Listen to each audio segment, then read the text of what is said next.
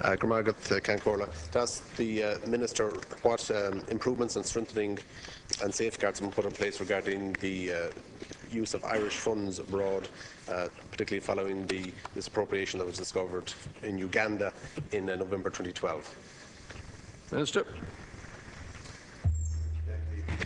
In October 2012, we suspended over 16 million of Ireland's development assistance to Uganda following the discovery of fraud in the Office of the Prime Minister. In response to our strong action, the Government of Uganda has since refunded in full the 4 million of Irish aid funds which were misappropriated. The full report on the fraud by the Evaluation and Audit Unit of the Department of Foreign Affairs and Trade has now been completed.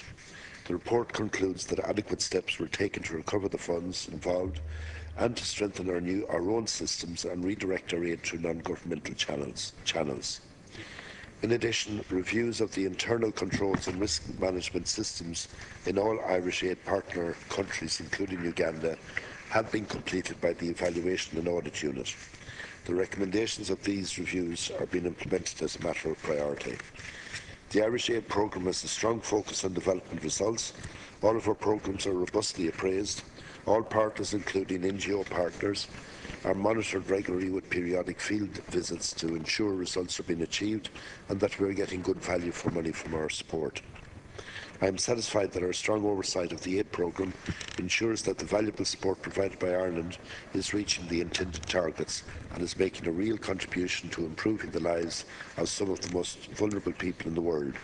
I can confirm that independent evaluations have consistently confirmed this, and it remains an absolute priority to ensure that Irish aid continues to operate to the highest standards of accountability. Deputy Coyne. Thank you, Minister, and thank you for your reply. And I know you share the view that obviously taxpayers' money, which is what aid is, must be spent and given and used for the most needy cases. It took, I suppose, it took a considerable period of time, up to February 2014, for the report to be published. I just wonder about that delay, and is there similar reports for other countries where Irish aid is spent? I also have serious concern regarding abuses in countries like Uganda, whether it be in the LGBT community, in certain other countries where there's abuses against women and other minorities, and we need to know that money is not being used to fund governments and regimes which carry out these abuses. I'm wondering, is there any consideration in relation to a review of those countries? Minister. Yes, all of that has happened. The Evaluation and Audit Unit of the Department of Foreign Affairs has not just conducted an evaluation and an examination of Uganda, but has looked into our other partner countries, 8 of the 9 of which are in Africa, and the 9th is Vietnam, the one country in Asia.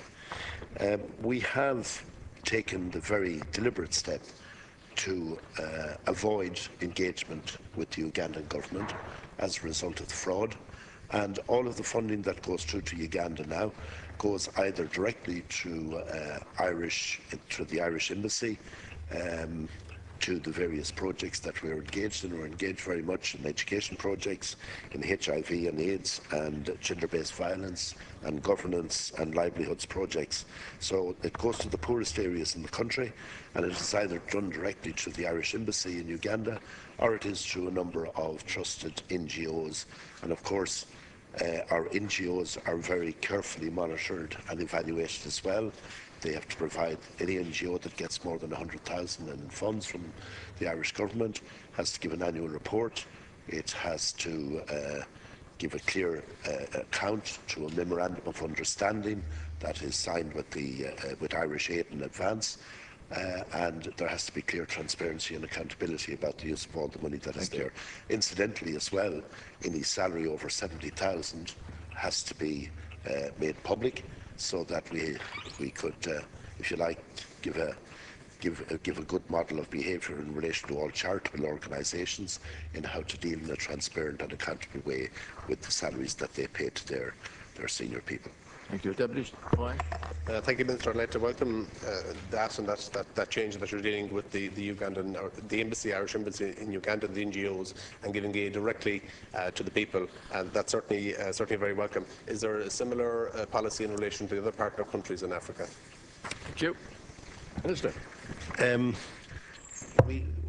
We deal with the situation as we see it on the ground. There's certainly under the OECD guidelines, the most desirable way of partnership engagement between the donor country and the partner country is that there would be an engagement with the governments, and that where the governments have a budget in terms of how they're going to deal with health or education or any of the other areas, that it would be part and parcel of the prioritisation that donor countries will engage in to ensure that there is a maximum and optimum result from the funding that is made available.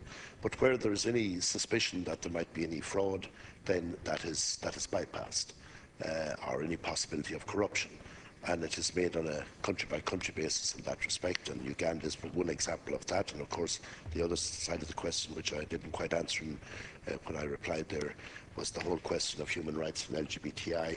And of course, that is an issue that comes up, and we have a very strong position in relation to those matters as well, so that as well as ensuring that arising out of the fraud in Uganda, we would not engage directly with the government. The very fact that they introduced the repressive legislation, that confirmed the position that we were in. And at the same time, as I said earlier, we got a clear message from all of civil society and the NGO community that we should not refrain from providing aid to the poorest people there just because the government might not be seen, might not be a government that we can trust. Nevertheless, the people deserve not to be penalised through the faults of the government. So we have continued to ensure that aid goes directly to the people who are most in need.